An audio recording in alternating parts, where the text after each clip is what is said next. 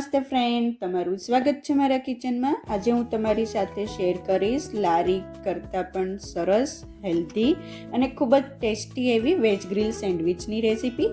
સાથે આપણે સેન્ડવિચની ચટણી પણ બનાવશું. ખૂબ જ ટેસ્ટી એવી ચટણી બનશે. ચોક્કસથી આ વિડીયો તમે જોજો. અને ફ્રેન્ડ્સ, તમને એક વિનંતી કે જો તમે હજી સુધી મારી ચેનલને સબસ્ક્રાઈબ ના કરી હોય અને તમને થોડી ઘણી પણ મારી રેસીપીઓ પસંદ આવતી હોય તો પ્લીઝ મારી ચેનલને સબસ્ક્રાઈબ કરી દેજો અને બાજુમાં રહેલા બેલ બટનને પ્રેસ કરી દેજો, જેથી તમને મારી નવી રેસીપીઓનું નોટિફિકેશન મળતું રહે. તો ચલો, સૌથી પહેલાં આપણે સેન્ડવિચની ચટણી બનાવશું અને સરસ એવી લારી કરતાં પણ ટેસ્ટી એવી આપણે સેન્ડવિચ બનાવવાની શરૂઆત કરી દઈએ.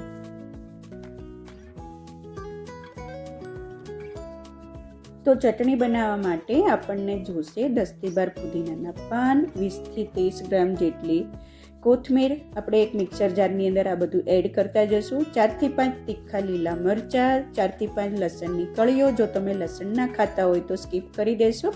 1 ઇંચ આદુનો ટુકડો, પિંચ ઓફ જેટલી હળદર અને અડધી ચમચી આપણે શેકેલું જીરું એડ કરી દઈશું. 1 ચમચી સિંગદાણા એડ કરશું. સ્વાદ પ્રમાણે મીઠું એડ કરી દઈશું અને અડધી ચમચી ખાંડ એડ કરશું. ખાંડ ના નાખવી હોય તો સ્કીપ કરી દઈશું. 1 ચમચી ચાટ મસાલો એડ કરશું અને 1 ચમચી લીંબુનો રસ એડ કરશું. મેં અહીંયા અડધા લીંબુનો રસ એડ કર્યો છે. 1 ચમચી ભરીને તાજું દહીં એડ કરી દઈશું.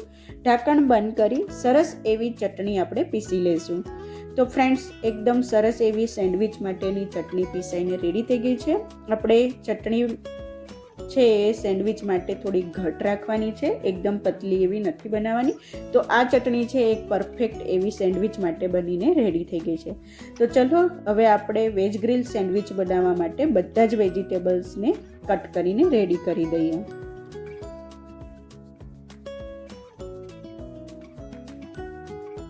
તો સૌથી પહેલાં ફ્રેન્ડ્સ, આપણી પાસે જે વેજીટેબલ્સ અવેલેબલ હોય એ બધાને ધોઈ સરખી રીતે રેડી કરી દઈશું. મેં અહીંયા કોથમીર, પાલક, કોબી, અનિયન, મરચાં, કેપ્સિકમ, ટમાટર અને સ્વીટ કોર્ન એ વેજીટેબલ્સ લીધા છે. સૌથી પહેલાં આપણે પાલકને ઝીણી સમારીને કટ કરી લઈશું. અંદાજે અડધા કપ જેટલી પાલક કટ કરીને રેડી થઈ હતી. અડધા કપ જેટલી આપણે ઝીણી સમારેલી કોબી રેડી કરી દઈશું. ફ્રેન્ડ્સ, અહીંયા બધા જ વેજીટેબલ્સ ઝીણા કટ કરીને લેવાના છે.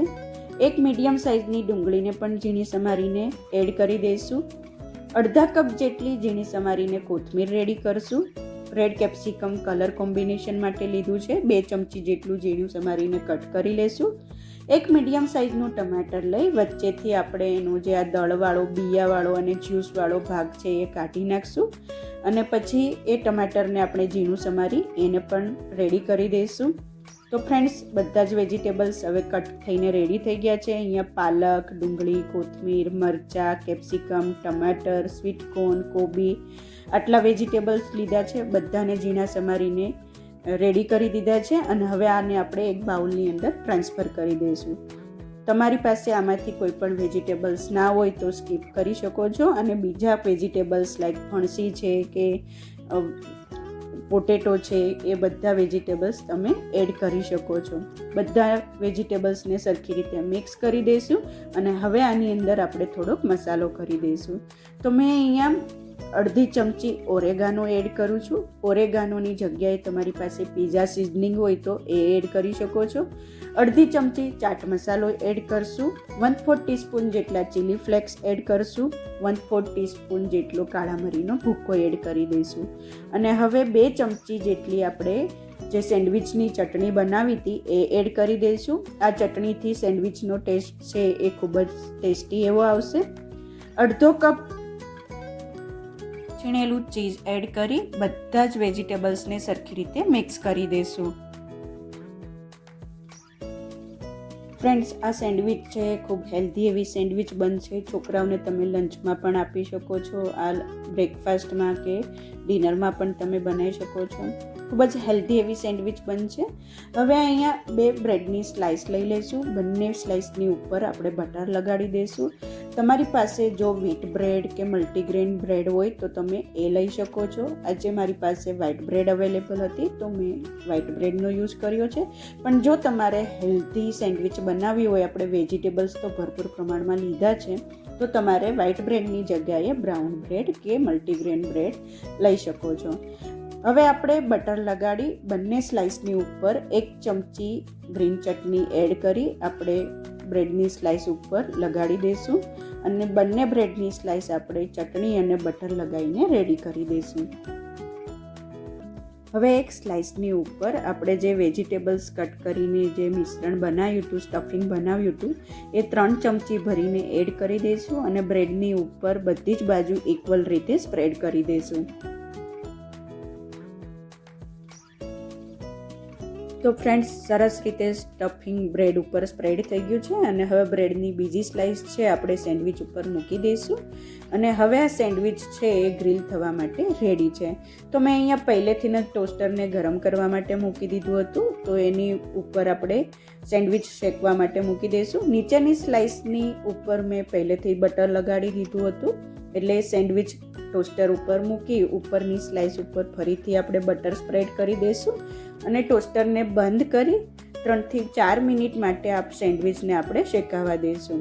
તો ફ્રેન્ડ્સ, આ સેન્ડવિચને તમે તવા ઉપર પણ બનાવી શકો છો, સેમ જ બનશે. હવે 3-4 મિનિટ પછી આપણી સેન્ડવિચ છે એ શેકાઈને રેડી થઈ ગઈ છે. ટોસ્ટરમાંથી આપણે બહાર કાઢી લેશું. સરસ રીતે જો નાઈસ એવો કલર આવી ગયો છે અને સરસ એવી ક્રિસ્પી સેન્ડવિચ બનીને રેડી થઈ ગઈ છે. ટોસ્ટરમાંથી બહાર કાઢી ગરમ ગરમ આ સેન્ડવિચને આપણે સર્વ કરશું. તો ફ્રેન્ડ્સ, 1 બાય 1 બધી સેન્ડવિચને આપણે આવી રીતે શેકી લઈશું. આટલા મટીરિયલ્સમાંથી મને 5 સેન્ડવિચ બની હતી. ડિપેન્ડ બ્રેડની સાઇઝ ઉપર હોય છે, એટલે તમારે આઈ થિંક 6 થી 7 જેટલી સેન્ડવિચ ચોક્કસથી બનશે. 1 બાય 1 બધી સેન્ડવિચ શેકી લઈશું અને હવે આપણે ગરમ ગરમ સેન્ડવિચને સર્વ કરશું.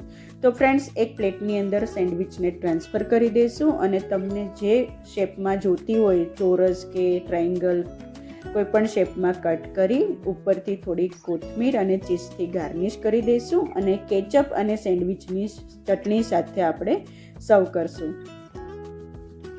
હવે જે બીજી સેન્ડવિચ મૂકી હતી એ પણ શેકાઈને રેડી થઈ ગઈ છે. એને મેં ટ્રાયંગલ શેપમાં કટ કરી છે. એક પ્લેટની અંદર સર્વ કરવા માટે મૂકી દઈશું. જોડે કેચઅપ અને સેન્ડવિચની ચટણીને સર્વ કરશું. ઉપર થોડીક ઝીણી સમારેલી કોથમીરથી ગાર્નિશ કરી દઈશું. એની ઉપર થોડાક પેરી પેરી મસાલો કે ચીલી ફ્લેક્સ સ્પ્રિંકલ કરશું અને જે પ્રમાણમાં તમને ચીઝ પસંદ હોય એ તમારે થોડુંક એવું ચીઝ છીણી અને સેન્ડવિચ ઉપર સ્પ્રિંકલ કરી દઈશું. તો ફ્રેન્ડ્સ, એકદમ લારી જેવી, લારી કરતાં પણ ખૂબ જ ટેસ્ટી એવી, હેલ્ધી એવી સેન્ડવિચ બનીને રેડી થઈ ગઈ છે. ગરમ ગરમ સેન્ડવિચને સર્વ કરવી. તો ફ્રેન્ડ્સ, જો તમને મારી આ રેસીપી પસંદ આવી હોય તો પ્લીઝ મારી ચેનલને લાઈક કરજો, શેર કરજો અને સબસ્ક્રાઈબ કરી બાજુમાં રહેલા બેલ બટનને પ્રેસ કરી દેજો, જેથી તમને મારી નવી રેસીપીઓનું નોટિફિકેશન મળતું રહે. Thank you for watching. ફરીથી મળીએ એક નવી રેસીપી સાથે. ત્યાં સુધી બાય.